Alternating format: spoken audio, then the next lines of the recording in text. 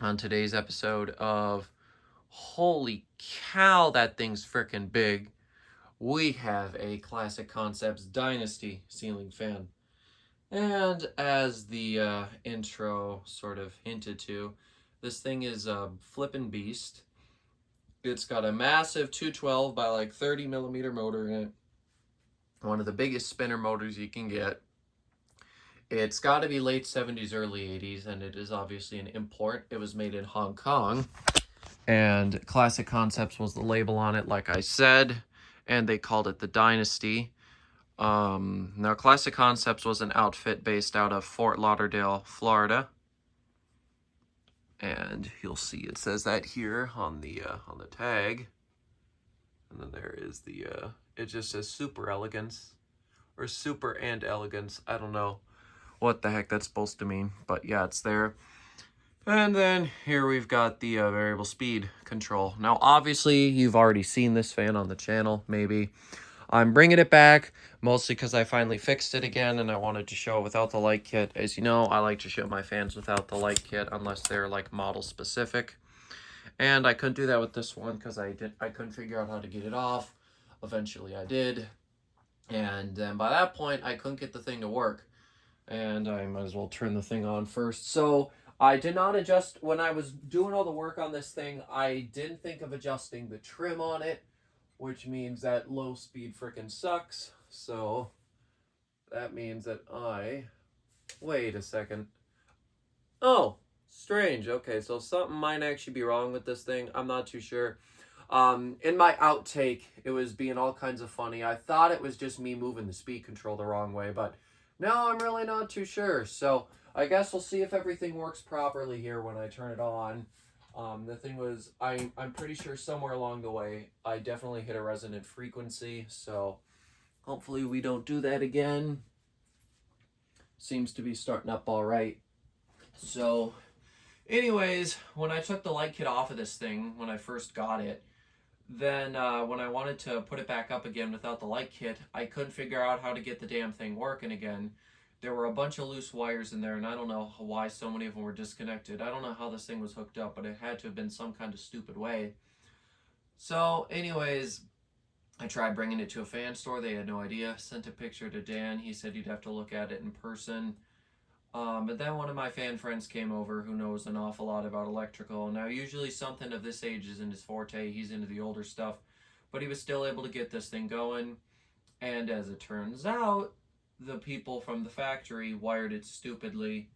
And, well, I should mention, when I first got it, the light kit didn't work. And the socket was fine. So something was already messed up inside of it at that point. They probably were trying to fix it or do something, and then they messed it up. Anyways, so yeah, but from the factory, they broke up the neutral, so there were a bunch of other wires coming out of it, which you should never ever do.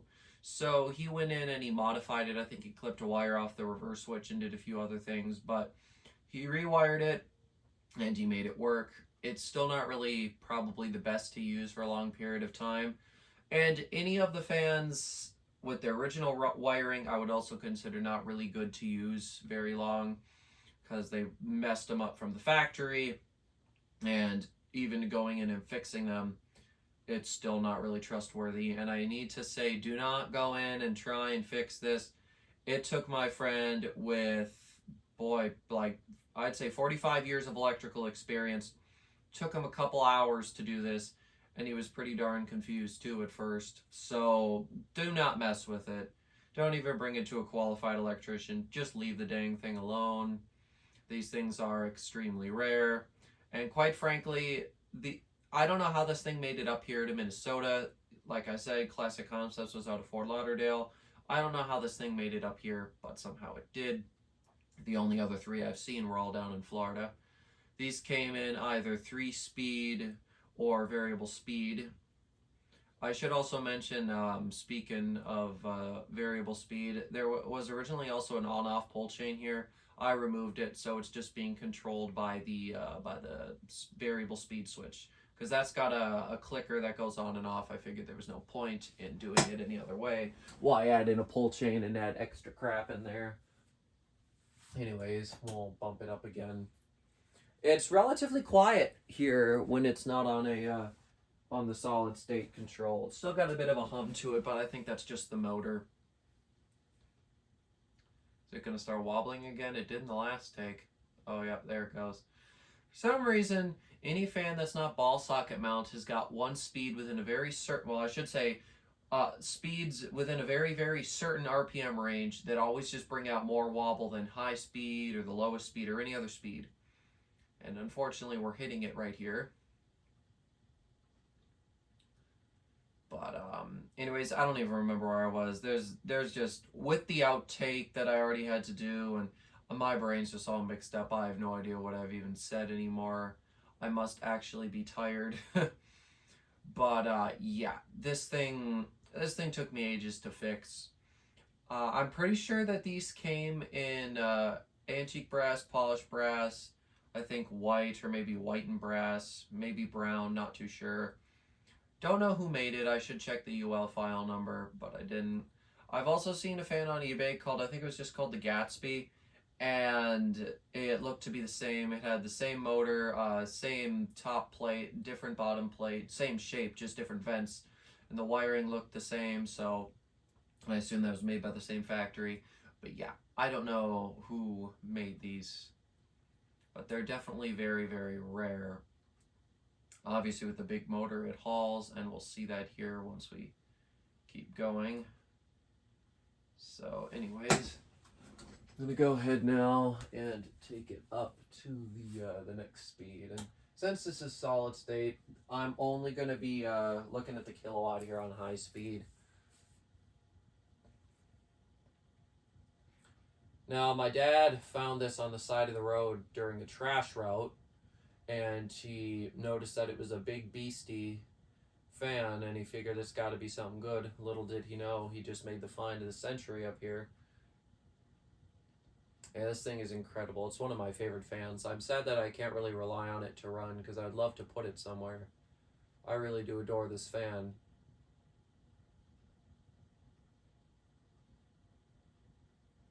The bearings have a very, very slight chatter to them, not bad. Could probably be fixed with a little oil. One of the blades is very, very, very slightly out of alignment. I'm starting to wonder if maybe one of them's warped, but I don't think so. I don't remember them being warped when I pulled them off the stack. Another interesting thing about this is the reverse switch is riveted in there, so you'd have to drill that out if it goes bust. I was worried that's what happened, but luckily that didn't happen. Anyways, now what I'm going to do is I'm going to turn the fan off for just a second.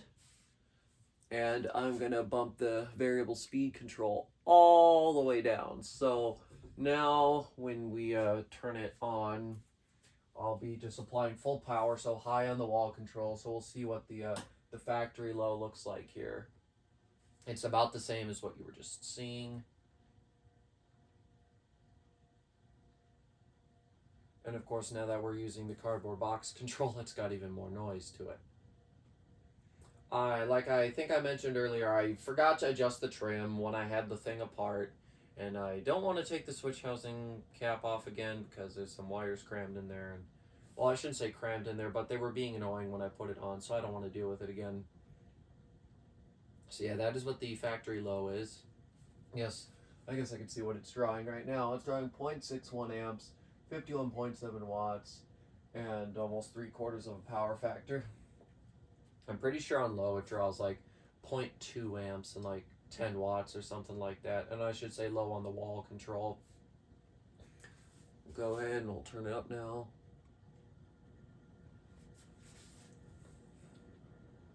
Yeah, this thing is definitely a monster. And I did weigh the motor. It weighs about 27 pounds. With the blades on it, that probably adds a pound or two. So I would place this right at around a 30-pound fan, which is pretty good, especially for an import. But of course, a lot of the early imports were total beasts. They used monstrous motors. I'm not really too sure whether the importers decided to cheapen up after they realized the Americans were screwing them so much, or whether it was just a natural cheapening like everything else went through. Not too sure. Could be one or the other. Turn it up a little more. For some reason, when we first put the cardboard box in, it wasn't working, so then we swapped it with another cardboard box, and then it ran, so we were like, oh, that's strange. And then we were like, but I tested the cardboard box earlier, I don't think I fried it. We opened it up, and there was nothing wrong with it. We tried it, the original one again, and boom, all of a sudden it worked. Don't really know what the deal with it was, don't know what it was doing. This fan has caused me all kinds of trouble.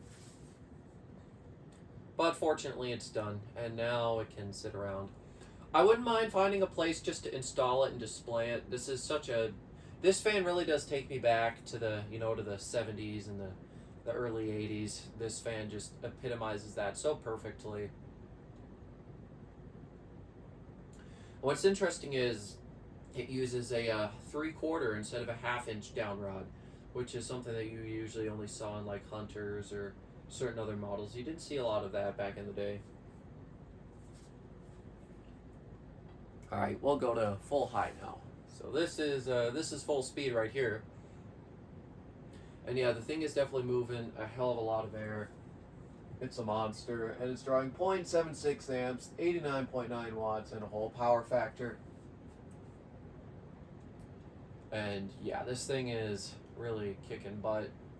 I absolutely love it. It's probably one of my favorite fans I have. Not just due to the rarity and the scarcity and the story behind it, but I just do love the way it looks, and I love how beastie it is. So we'll go in for a close-up here again.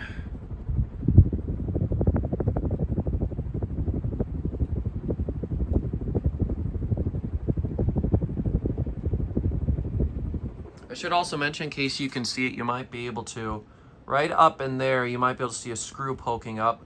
Originally, that was holding the capacitor. I was too lazy to screw it back in, and it doesn't affect anything whatsoever, being unscrewed and just having the screw screwed in like that.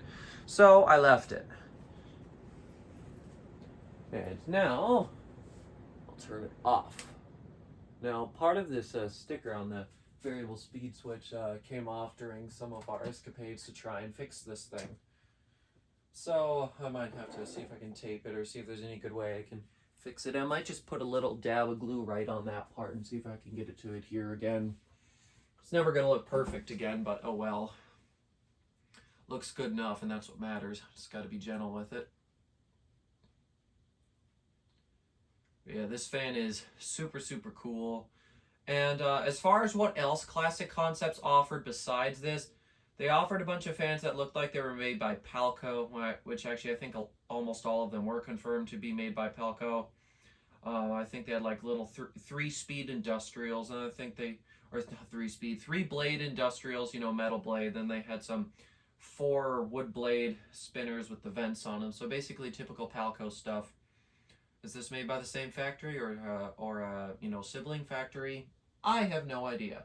Really don't. This thing is a mystery.